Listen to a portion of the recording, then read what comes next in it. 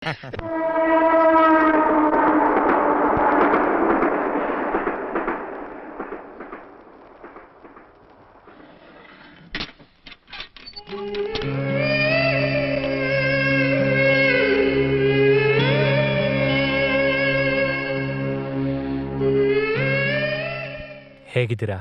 ಚೆನ್ನಾಗಿದ್ದೀವಿ.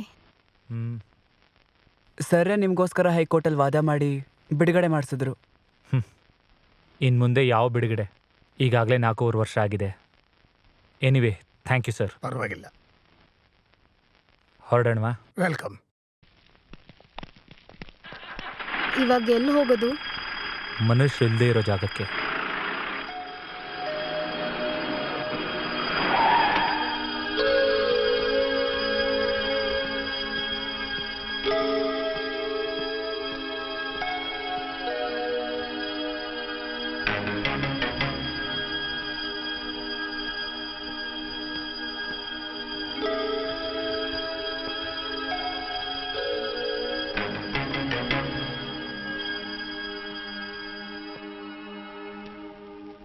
ನೀವೆಲ್ಲ ನಾಳೆನೇ ರಿಲೀಸ್ ಆಗೋದು ಅಂತ ನಿಮ್ಮ ಮನೇಲಿ ಅನ್ಕೊಂಡಿದ್ದಾರೆ. ನಾನೇ ಹಾಗೆ ಹೇಳಕ್ಕೆ ಹೇಳ್ದೆ. ಯಾಕೆ? ಅವ್ರು ಬಂದು ನಮ್ಮನ್ನು ತಬ್ಕೊಂಡು ಕಣ್ಣೀರು ಹಾಕಿ ಸುಮ್ಮನೆ ಇರೋ ಅಂಗಡಿ ವ್ಯಾಪಾರನ ನೋಡ್ಕೊ ಅಂತಾರೆ. ಅವರು ಹೇಡಿಗಳಾಗಿ ನಮ್ಮನ್ನು ಆಗು ಅಂತಾರೆ. ಹೀಗೆ ಹೇಡಿಯಾಗಿರೋದ್ರಿಂದಾನೇ 2 ಉಸಿರನ್ನ ಬಲಿ ಕೊಟ್ಟಿರೋದು.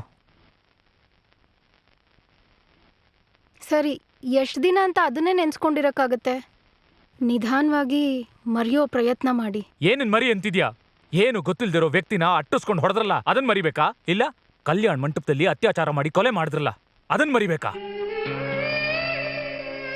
ಈ ರಾಜಕೀಯ MLA ಮಂತ್ರಿ ಏನು ಗೊತ್ತಿಲ್ದಿರೋ ನಮ್ಮಂಥವ್ರನ್ನ ಕಾಲೇಜ್ಗೆ ಹೋಗ್ಬೇಕು, ಓದ್ಬೇಕು, ಕೆಲ್ಸಕ್ಕೆ ಹೋಗ್ಬೇಕು ಅಂತ ಅನ್ಕೊಂಡಿದ್ದಿದ್ ನಮ್ಮಂಥವ್ರಿಗೆ ಈ ರಾಜಕಾರಣಿಗಳು ಕೊಟ್ಟಿರೋ ಶಿಕ್ಷೆ ನೋಡು.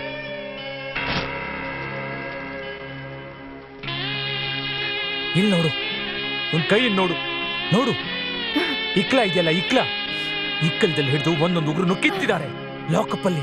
ಅದನ್ನ ನೀನ್ ಅನುಭವಿಸಿದ್ಯಾ? ಅದನ್ನ ನೋವು ನಿನಗ್ ಗೊತ್ತಾ? ಗೊತ್ತಿಲ್ಲ. ಬೇಕಾದ್ರೆ ನೀನ್ ಸುಮ್ನಿರು, ನಮ್ಮನ್ ಸುಮ್ನಿರಕ್ ಹೇಳ್ಬೇಡ. ನಾನೇನು ಹಾಗೆ ಹೇಳ್ತಾ ಇಲ್ಲ. ರಕ್ತಕ್ಕೆ ರಕ್ತನೇ ಪರಿಹಾರ ಅಲ್ಲ ಅಂತ ಹೇಳ್ತಾ ಇದ್ದೀನಿ. ನಿಂಗೇನು ಗೊತ್ತಿಲ್ಲಮ್ಮ. ಒಂದ್ ಕೆನ್ನೆಗೆ ಹೊಡೆದ್ರೆ ಇನ್ನೊಂದ್ ಕೆನ್ನೆ ತೋರ್ಸು ಅನ್ನೋದು ಹಳೇ ಗಾದೆ. ಹೊಸ ಗಾದೆ ಏನ್ ಗೊತ್ತಾ? ಒಂದ್ ಕೆನ್ನೆಗೆ ಹೊಡೆದ್ರೆ ತಿರುಗಿಸಿ 2 ಕೆನ್ನೆಗೆ ಹೊಡಿ ಅನ್ನೋದು. ಹಂಗೆ ಹೇಳೋ. ಯಾವ ರೌಡಿಸಮ್ ಇಂದ ನಮ್ ಬದುಕು ಹೀಗಾಯ್ತೋ ಆ ರೌಡಿಸಮೇ ಇಲ್ದೇ ಇರೋ ಹಾಗೆ ಮಾಡ್ಬೇಕು ನಾವು. ಇನ್ಮೇಲೆ ಈ ರೌಡಿಸಮೇ ಇರಬಾರ್ದು, ರೌಡಿಗಳೇ ಇರಬಾರ್ದು. ಕೈ ಎತ್ತಕ್ ಮುಂಚೆ ಎಲ್ಲರೂ ಯೋಚಿಸ್ಬೇಕು.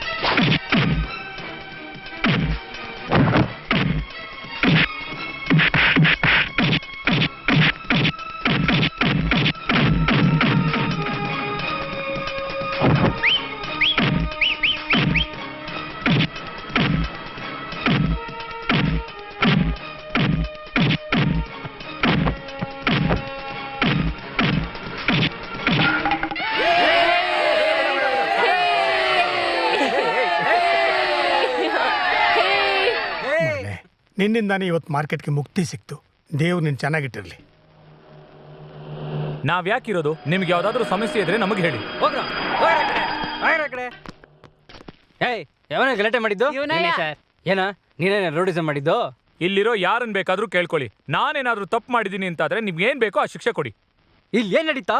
ಸರ್ ಅವ್ರದ್ದೇನು ತಪ್ಪಿಲ್ಲ ಸರ್, ಅವ್ರು ನಮ್ಗೆ ಒಳ್ಳೇದೇ ಮಾಡಿದ್ದಾರೆ ಸರ್. ನೀನ್ ನೋಡಿದೇನಯ್ಯ? ಅವ್ರ ಕಬ್ಬಿನ ಹಾಲು ಕುಡಿಯಕ್ ಬಂದಿದ್ರು ಸರ್. ನೀನು? ಅವ್ರು ಏನು ಮಾಡಿಲ್ಲ ಸರ್, ಬಳೆ ಎಷ್ಟು ಅಂತ ಕೇಳಿದ್ರು. ಮತ್ತಿನ್ನೇನು, ಗಾಡಿ ತಿರುಗಿಸ್ಕೊಂಡು ಹೊರಡಿ. ಹೋಗಿ ಸಾರ್. ಯಾರಾದ್ರೂ ಗಂಧದ ಮರ ಕಡಿತಿದ್ರೆ ಅವ್ರನ್ನ ಹೋಗಿ ಹಿಡಿಯೋಗಿ. ಅದನ್ನ ಬಿಟ್ಟು ಟೊಮೊಟೊ ಕದ್ಬಿಟ್ಟ, ಸೈಕಲ್ ಲೈಟ್ ಕದ್ಬಿಟ್ಟ, ನಿಂಬೆಹಣ್ಣು ಕದ್ಬಿಟ್ಟ ಅಂತ ಬಂದು ಹಿಡಿಯಕ್ ಹೋಗ್ಬೇಡಿ. ಹೋಗ್ತೀರಾ ಸುಮ್ಮನೆ?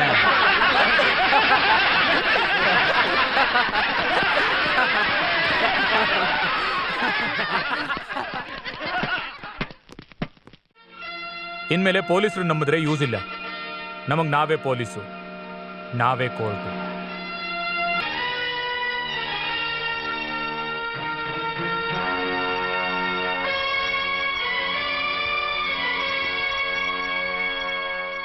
ಕಟಕಟೆಯಲ್ಲಿ ನಿಂತಿರುವ ಕಾಳಿ ಹಾಗೂ ಅವನ ಸ್ನೇಹಿತರ ಮೇಲೆ ಕೊಲೆ, ಅತ್ಯಾಚಾರ, ಕಳ್ಳತನದ ಅಪರಾಧಗಳನ್ನು ಹೊರಿಸಲಾಗಿದೆ.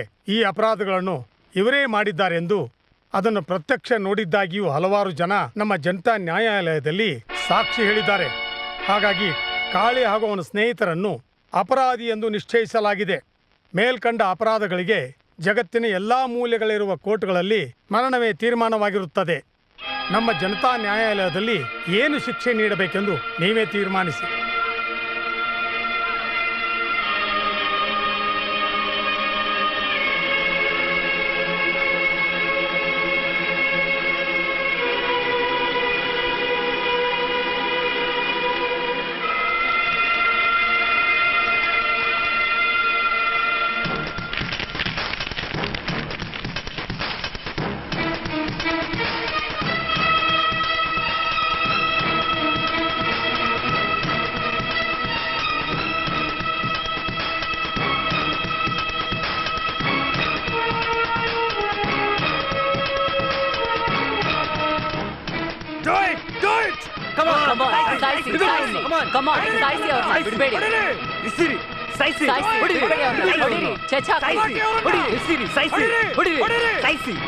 ಶಿಕ್ಷೆ ಕೊಡಿ. ನಿಲ್ಸಿ. ಕಲ್ ಹಾಕಿ ಹಾಕಿ. ಪೊಲೀಸ್ ಬೇಡ, ಕೋರ್ಟ್ ಬೇಡ ಅನ್ನಕ್ಕೆ ನೀವ್ಯಾರು? ನಾವು ಪೊಲೀಸ್ ಬೇಡ, ಕೋರ್ಟ್ ಬೇಡ ಅಂತಿಲ್ಲ. ನಮಗವ್ರು ಬೇಕಾಗಿಲ್ಲ ಅಷ್ಟೇ. ಪೊಲೀಸು ಕೋರ್ಟು ಇದೆಯಲ್ಲ, ಹಾಗಾದ್ರೆ ಮನೆಗೆ ವಾಚ್ಮ್ಯಾನ್ ಯಾಕೆ? ಹಾಗೆ ಇದೂನು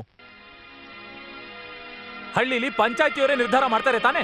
ಹಾಗೆ ನಾವೇ ಪಂಚಾಯತಿ ಮಾಡಿ ನಾವೇ ನಿರ್ಧಾರ ಹೇಳ್ತಿದೀವಿ. ಅವ್ರು ಮಾಡೋ ಕೆಲ್ಸನ ಈಗ ನಾವು ಮಾಡ್ತಾ ಇದೀವಿ. ನೋಡ್ರಪ್ಪ, ತಪ್ಪು ಮಾಡ್ದವ್ರನ್ನ ನೀವೇ ಹಿಡೀರಿ, ನೀವೇ ಶಿಕ್ಷೆನೂ ಕೊಟ್ಬಿಡಿ. ಅವ್ರನ್ನೆಲ್ಲ ಕೊಂದ್ಬಿಟ್ರೆ ರೌಡಿಸಮ್ ಹೊರಟೋಗತ್ತಾ? ಇಲ್ಲ ಇವನ್ ಹೋದ್ರೆ ಇನ್ನೊಬ್ಬ ಬರ್ದೇ ಇರ್ತಾನ. ಜಗಳನೇ ಎಲ್ಲ ಸಮಸ್ಯೆಗೂ ಪರಿಹಾರ ಅಂತ ಯಾರು ಹೇಳಿದ್ದು? ಯಾವ ಕಾಲೇಜಲ್ಲೂ ಇದನ್ನ ಹೇಳಿದ್ದು? ಇವತ್ತು ನೀವು ಅವ್ರನ್ನ ಹೊಡಿರಿ, ನಾಳೆ ಅವ್ರ ಕಡೆಯವ್ರು ನಿಮಗೆ ಹೊಡಿತಾರೆ. ಹೀಗೆ ನಡೀತಾ ಇರುತ್ತೆ. ಅಂದ್ರೆ ಈ ಅಕ್ರಮನೆಲ್ಲ ನೋಡ್ಕೊಂಡು ಸುಮ್ಮನೆ ಇರಬೇಕು ಅಂತೀರಾ? ಇಲ್ಲ, ನಾನು ಹಾಗೆ ಹೇಳಲಿಲ್ಲ. ಸ್ವಲ್ಪ ಯೋಚನೆ ಮಾಡಿ ಎಂದೆ ಅಷ್ಟೇ. ಶಾಂತವಾಗಿದ್ದ ಊರಲ್ಲಿ ಎಲ್ಲರೂ ಕೈಯಲ್ಲಿ ಮಚ್ಚಿಡ್ಕೊಂಡು ಓಡಾಡ್ತಾ ಇದ್ದಾರೆ ಅಂತಂದ್ರೆ ಅದಕ್ಕೆ ಕಾರಣನೇ ಈ ರಾಜಕೀಯ. ಮೊದಲು ರಾಜಕೀಯನ ಸರಿ ಮಾಡಿ, ಆಮೇಲೆಲ್ಲ ಸರಿ ಹೋಗುತ್ತೆ. ಮತ್ತೆ ಹೇಳ್ತಾ ಇದ್ದೀನಿ ನಿಮಗೆ, ಕೈಯಲ್ಲಿ ಹಿಡಿದಿರೋ ಆಯುಧನ ಬಿಟ್ಬಿಟ್ಟು ತಲೆಯಲ್ಲಿರೋ ಬುದ್ಧಿನ ಉಪಯೋಗಿಸಿ. ಅದರಿಂದ ರೌಡಿಸಂ ಮಾತ್ರ ಅಲ್ಲ, ಈ ದೇಶದ ಭವಿಷ್ಯನೇ ಬದಲಾಗತ್ತೆ. ಅದು ನಿಮ್ಮಿಂದ ಆಗತ್ತೆ.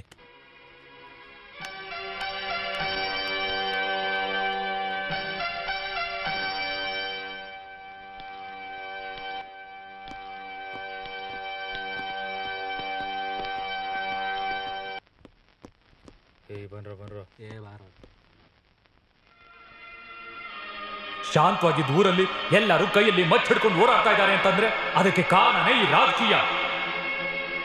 ಮೊದಲು ರಾಜಕೀಯನ ಸರಿ ಮಾಡಿ, ಆಮೇಲೆಲ್ಲ ಸರಿ ಹೋಗುತ್ತೆ. ಇಷ್ಟ ದಿನ ಬೇರಿನ ಬದಲು ಎಲೆ ಕಿತ್ತಾಕ್ತಿದ್ವಿ, ಅದಕ್ಕೆ ಮತ್ತೆ ಮತ್ತೆ ಚಿಗುರ್ತಿತ್ತು. ಈಗ ಬೇರನ್ನೇ ಕಿತ್ತಾಕೋಣ. ಮಹಾಜನರೇ ಮತ್ತು ಮಹಿಳೆಯರೇ, ನಿಮ್ಮೆಲ್ಲರ ಸಹಕಾರದಿಂದ ಆರಂಭವಾಗುತ್ತಿರುವ ಈ ಪಕ್ಷ ಅಣ್ಣ SS ಇಂದ ಉದ್ಘಾಟನೆ ಆಗ್ತಾ ಇದೆ. ಅವರು ಈಗ ಆಗಮಿಸಿದ್ದಾರೆ. ಅಣ್ಣಂಗೆ ಒಂದು ಚಪ್ಪಾಳೆ.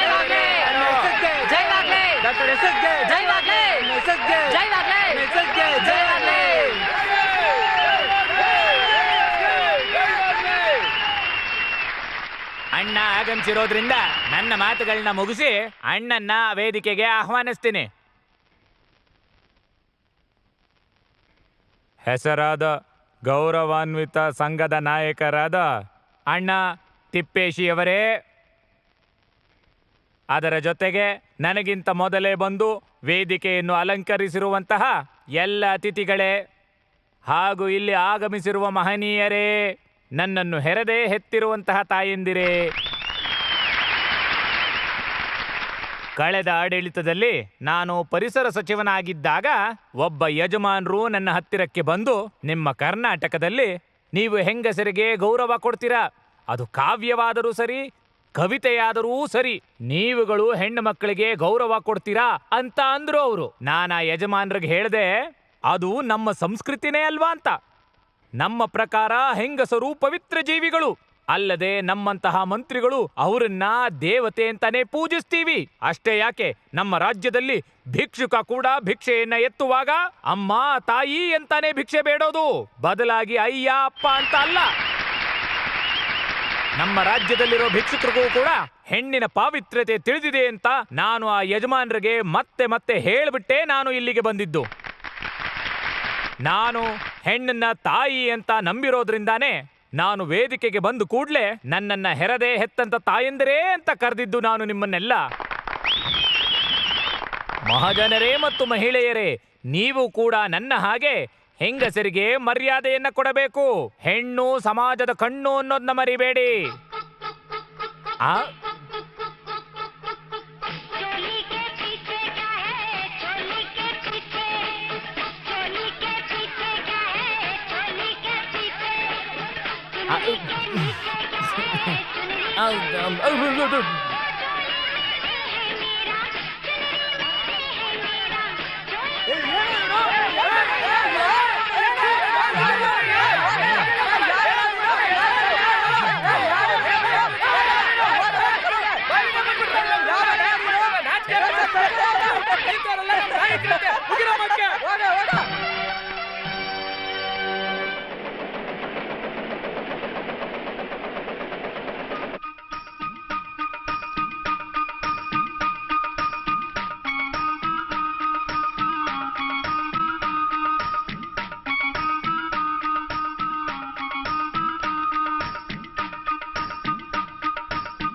ಚೋಲಿ ಕೆ ಪೀಚೆ ಕ್ಯಾ ಹೈ ಅಂತೆ, ಚೋಲಿ ಕೆ ಪೀಚೆ ಕ್ಯಾ ಹೈ ಅಂದ್ರೆ ಏನಂತ ಗೊತ್ತೇನ್ರಯ್ಯ ನಿಮ್ಗೆ? ನಿಮ್ಮ ಜಾಕೆಟ್ ಒಳಗೆ ಏನಿದೆ ಅಂತ ಒಬ್ಬ ಮಂತ್ರಿ ಹೇಳ್ಬೇಕಾದ ಹಾಡೇನ್ರಯ್ಯ ಇದು? ಅಲ್ಲಿ ಫೈಲ್ಗಳು ಬೆಟ್ಟದ ಹಾಗೆ ಬೆಳೀತಾ ಇದ್ರೆ ಇವರು ಬಾಟಲ್ಗಳನ್ನ ಖಾಲಿ ಮಾಡ್ತಿದ್ದಾರೆ. ಫೈಲ್ಸ್ ಅನ್ನ ತಿರುಗಿಸಿ ಸೈನ್ ಮಾಡ್ಬೇಕಾಗಿರೋ ಮಂತ್ರಿ ಕೈಗಳು ಹುಡುಗಿರ್ ಮೈ ಮುಟ್ತಿವೆ. ನಾವೆಲ್ಲ ಮಂತ್ರಿ ಆಗಿರ್ಬೇಕಾದ್ರೆ ಫ್ಯಾಕ್ಟ್ರಿ ಕಟ್ಟಿದ್ದೀವಿ, ಅಣೆಕಟ್ಟನ್ನ ಕಟ್ಟಿದ್ದೀವಿ, ಸ್ಕೂಲ್ ಕಾಲೇಜ್ ಎಲ್ಲ ತೆರೆದಿದ್ದೀವಿ. ಈ ತರ ಕಂಡು ಹುಡುಗಿಯರ್ ಜಾಕೆಟ್ ತೆಗ್ದಿಲ್ಲ. ಆದ್ರೆ ಒಂದು ಮಂತ್ರಿಗಳಿಗೆ ಕೆಲಸ ಮಾಡಕ್ ಬರುತ್ತೋ ಇಲ್ವೋ, ಡ್ಯಾನ್ಸ್ ಚೆನ್ನಾಗೇ ಆಡ್ತಾರೆ.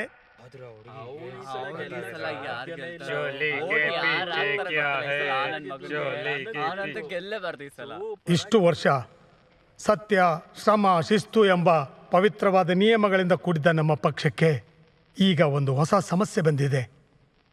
ಈ ಸಮಸ್ಯೆಗೆ ಕಾರಣ ಮಂತ್ರಿ ಎಸ್. ಮಂತ್ರಿ ಎಸ್ ಹಲವಾರು ಹೆಣ್ಣು ಮಕ್ಕಳೊಂದಿಗೆ ಉಲ್ಲಾಸದಂತಿದ್ದ ವಿಡಿಯೋ ತೆಗೆದಿದ್ದಾರೆ. ಇದೇ ವಿಷಯನ ಪತ್ರಿಕೆಯವರು ಪೇಜ್ ಗಟ್ಟಲೆ ಬರೆದಿದ್ದಾರೆ. ಇಂಥ ಇಕ್ಕಟ್ಟಿನ ಪರಿಸ್ಥಿತಿಯಲ್ಲಿ ನಮ್ಮ ಪಕ್ಷ ಹಾಗೂ ಮಂತ್ರಿಮಂಡಲ ತಪ್ಪಿಸ್ಕೋಬೇಕಂದ್ರೆ ಮಂತ್ರಿ ಎಸ್ ರಾಜೀನಾಮೆ ಕೊಡೋದು ಬಿಟ್ರೆ ಬೇರೆ ದಾರಿನೇ ಇಲ್ಲ.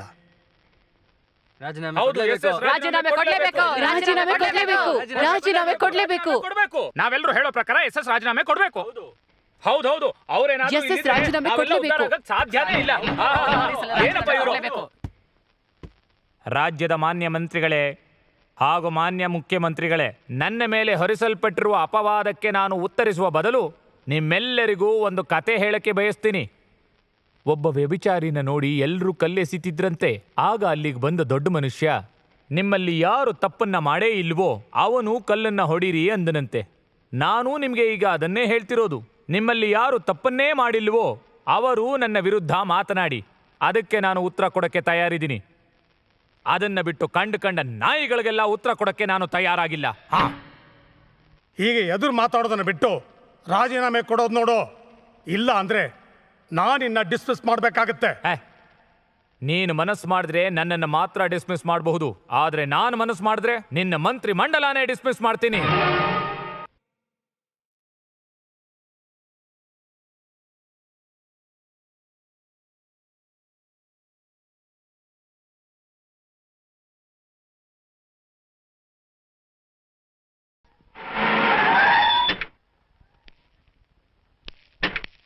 ಈಗಲೇ ಡೆಲ್ಲಿಗೆ ಕಾಲ್ ಮಾಡು. ನಾಳೆನೆ ಮುಖ್ಯಮಂತ್ರಿ ಮೇಲೆ ದೋಷಾರೋಪ ಮಾಡಿ ಅವನ ಮಂತ್ರಿಮಂಡಲ ಇಲ್ಲೇ ಇರೋ ಹಾಗೆ ಮಾಡ್ತೀನಿ ನಾನು.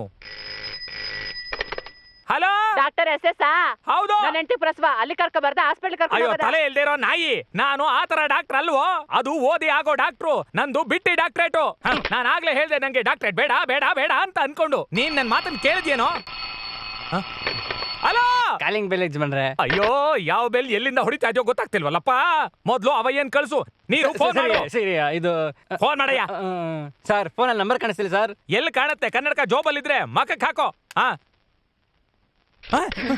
ಪಿ ಎಲ್ಲಿ ಹಾಳಾಗೋದಾ ಓ ಇಲ್ಲೇ ಇದೆಯಾ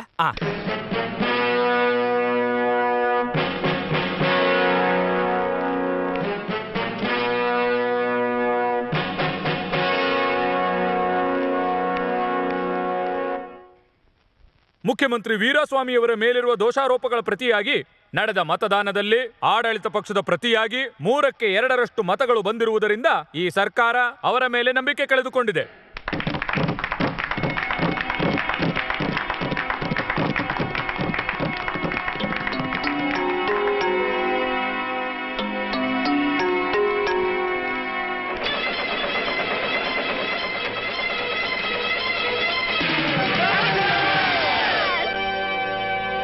ಕರ್ನಾಟಕದ ಶಾಸಕಾಂಗದಲ್ಲಿ ಗಲಭೆಯಾಗಿದ್ದ ಕಾರಣ ಮುಂದಿನ ತಿಂಗಳು 14ನೇ ತಾರೀಕು ಚುನಾವಣೆ ನಡೆಯುತ್ತದೆ. ಇದಕ್ಕೆ ನಾಮಪತ್ರ ಸಲ್ಲುವಿಕೆ ಈ ತಿಂಗಳು 15ನೇ ತಾರೀಕು ಪ್ರಾರಂಭವಾಗುತ್ತದೆ ಎಂದು ಚುನಾವಣೆ ಕಮಿಷನ್ ಘೋಷಿಸಿದೆ. ನಾಯಕರಿಗೆ ಜಯವಾಗಲಿ ನಾಯಕರಿಗೆ ಜಯವಾಗಲಿ ನಾಯಕರಿಗೆ ಜಯವಾಗಲಿ ನಾಯಕರಿಗೆ ಜಯವಾಗಲಿ ನಾಯಕರಿಗೆ ಜಯವಾಗಲಿ ನಾಯಕರಿಗೆ ಜಯವಾಗಲಿ ನಾಯಕರಿಗೆ ಜಯವಾಗಲಿ ನಾಯಕರಿಗೆ ಜಯವಾಗಲಿ ನಾಯಕರಿಗೆ ಜಯವಾಗಲಿ ನಾಯಕರಿಗೆ ಜಯವಾಗಲಿ. ಏನಪ್ಪ ಚೆನ್ನಾಗಿದ್ದೀಯಾ? ನಿಮ್ಮಪ್ಪ ಚೆನ್ನಾಗಿದ್ದಾರಾ? ನಮ್ಮ ಹುಡುಗ ನಾಯಕ ಶಂಕರಪ್ಪಂಗೆ ಜೈ ನಾಯಕ ಶಂಕರಪ್ಪಂಗೆ ಜೈ ನಾಯಕ ಶಂಕರಪ್ಪಂಗೆ ಜೈ ನಾಯಕ ಶಂಕರಪ್ಪಂಗೆ ನಾಯಕ ಶಂಕರಪ್ಪಂಗೆ ಜೈ ನಾಯಕ ಶಂಕರಪ್ಪಂಗೆ ಜೈ ನಾಯಕ ಶಂಕರಪ್ಪಂಗೆ ಜೈ ನಾಯಕ ಶಂಕರಪ್ಪಂಗೆ ಜೈ ನಾಯಕ ಶಂಕರಪ್ಪಂಗೆ ನಾಯಕ ಶಂಕರಪ್ಪಂಗೆ ಜೈ ಜನನಾಯಕ ರಾಮಣ್ಣನಿಗೆ ಜೈ ಜನನಾಯಕ ರಾಮಣ್ಣನಿಗೆ ಜೈ ಜನನಾಯಕ ರಾಮಣ್ಣನಿಗೆ ಜನನಾಯಕ ರಾಮಣ್ಣನಿಗೆ ಜೈ ಜನನಾಯಕ ರಾಮಣ್ಣನಿಗೆ ಜನನಾಯಕ ರಾಮಣ್ಣನಿಗೆ ಜನನಾಯಕ ರಾಮಣ್ಣನಿಗೆ ಜೈ ಜನನಾಯಕ ರಾಮಣ್ಣನಿಗೆ ಜೈ ಈ ಸಲ ಪೈಪೋಟಿ ಜೋರಾಗಿದೆ ಸಾಹೇಬ್ರೆ. ಸಾಮಾನ್ಯವಾಗಿ ಚಾಮರಾಜಪೇಟೆಯಲ್ಲಿರೋ ರಾಮಣ್ಣ ನಿಮ್ಮ ಎದುರು ನಿಂತಿದ್ದಾನೆ ಈ ಸಲ. ಹೌದು ಸಾಹೇಬ್ರೆ. ನಾಯಕ ಶಂಕರಪ್ಪಂಗೆ ಜೈ ನಾಯಕ ಶಂಕರಪ್ಪಂಗೆ ಜೈ ನಾಯಕ ಶಂಕರಪ್ಪಂಗೆ ಜೈ ನಾಯಕ ಶಂಕರಪ್ಪಂಗೆ ನಾಯಕ ಶಂಕರಪ್ಪಂಗೆ ಜೈ ನಾಯಕ ಶಂಕರಪ್ಪಂಗೆ ಜೈ ನಾಯಕ ಶಂಕರಪ್ಪಂಗೆ ಜೈ ನಾಯಕ ಶಂಕರಪ್ಪಂಗೆ ಜೈ ನಾಯಕ ಶಂಕರಪ್ಪಂಗೆ ನಾಯಕ ಶಂಕರಪ್ಪಂಗೆ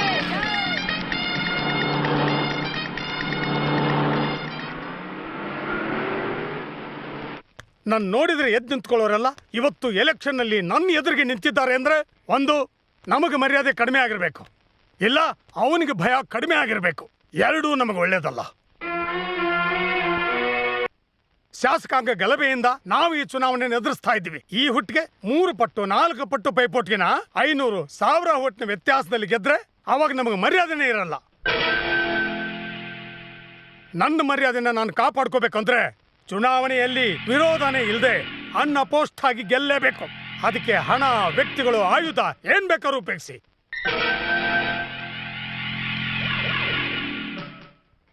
ಮೈಸೂರು ಕ್ಷೇತ್ರದ MLA ಆಗಿದ್ದ ನಾನು ಈಗ ಕರ್ನಾಟಕದ ಮುಖ್ಯಮಂತ್ರಿ ಸ್ಥಾನಕ್ಕೆ ಯಾಕೆ ನಿಂತಿದ್ದೇನೆ ಅಂದ್ರೆ ಆ ವೀರಸ್ವಾಮಿಗೆ ಸಾವಿನ ಗಂಟೆ ಹೊಡೆಯೋದಕ್ಕೆ. ಕನ್ನಡಿಗರೇ, ಸಿಂಹವನ್ನ ಸಿಂಹದ ಗುಹೆಯಲ್ಲೇ ಬೇಟೆಯಾಡಬೇಕೆಂದು ನಾನು 120 ಕಿಲೋಮೀಟರ್ ದೂರದಲ್ಲಿ ಬಂದು ಇಲ್ಲಿ ನಿಂತಿದ್ದೇನೆ. ಅವನಿಗೆ ಕೊನೆಯದಾಗಿ ಒಂದು ಎಚ್ಚರಿಕೆಯನ್ನ ನೀಡ್ತಾ ಇದ್ದೇನೆ. ಹೋಗೋ ಮುಟ್ಟಾಳ, ಹಾಕಬೇಡ ತಪ್ಪು ಲೆಕ್ಕವ. ನಮಸ್ಕಾರ. 24ನೇ ವಾರ್ಡ್ ಸಲುವಾಗಿ ನಮ್ಮ ನೆಚ್ಚಿನ ಅಣ್ಣನಿಗೆ ಈ ಹೂಮಾಲೆಯನ್ನು ಹಾಕಿ ಅಭಿನಂದಿಸುತ್ತಿದ್ದೇನೆ.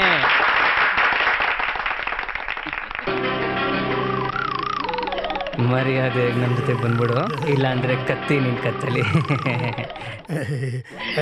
ನನಗೆ ಮುಂದಿನ ಭಾಷಣ ಮಾಡೋಕ್ಕೆ ಕರೆ ಬಂದಿರೋದ್ರಿಂದ ಇಲ್ಲಿಂದ ಹೊರಡುತ್ತಿದ್ದೇನೆ. ಎಲ್ರಿಗೂ ನಮಸ್ಕಾರ. ನಮ್ಮ ಪ್ರೀತಿಯ ರಾಮಣ್ಣನಿಗೆ ಜಯವಾಗಲಿ ನಮ್ಮ ಪ್ರೀತಿಯ ರಾಮಣ್ಣನಿಗೆ ಜಯವಾಗಲಿ. ಇಳಿರಿ. ನಾನು ಹೇಳಿರೋದೆಲ್ಲ ನೆನಪಿದೆ ಅಲ್ವಾ? ನಾಳೆ ಬೆಳಗ್ಗೆ ಎದ್ದ ತಕ್ಷಣ ಏನ್ ಮಾಡ್ತೀಯ? ಚುನಾವಣೆಯಿಂದ ವಾಪಸ್ ತಗೋತೀನಯ್ಯ. ಇನ್ ಮುಂದೆ ಎಲೆಕ್ಷನ್ ಅಲ್ಲಿ ನಿಲ್ತ್ಯಾ? ಬಸ್ ಸ್ಟ್ಯಾಂಡ್ ಅಲ್ಲೂ ನಿಂತ್ಕೊಳ್ಳಲ್ಲಯ್ಯ. ಹೋಗ.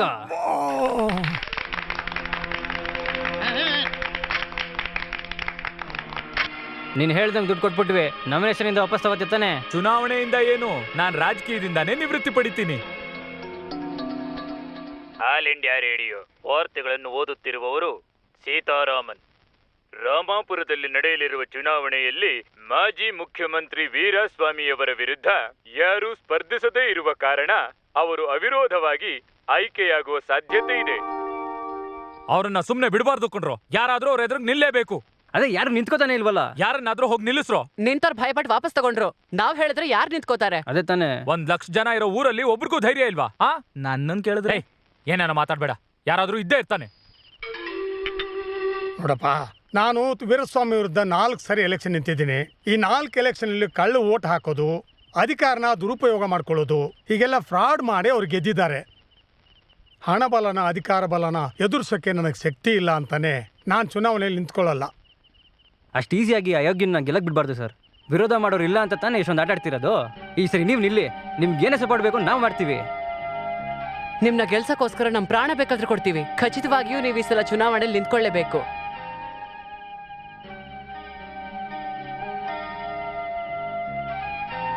ನೀವೆಲ್ಲ ಇಷ್ಟು ಹೇಳಿದ ಮೇಲೆ ನಾ ಎಲೆಕ್ಷನ್ ನಿಲ್ತೀನಪ್ಪ. ನಾಳೆ ಬೆಳಗ್ಗೆ ಗಾಂಧಿ ಶಿಲೆ ಹತ್ರ ಬಂದ್ಬಿಡಿ, ಮಹಾತ್ಮಾಗೆ ಮಾಲೆ ಹಾಕಿ ನಾವೆಲ್ಲ ಒಟ್ಟಿಗೆ ಹೋಗಿ ನಾಮಿನೇಷನ್ ಫೈಲ್ ಮಾಡಿಬಿಡೋಣ.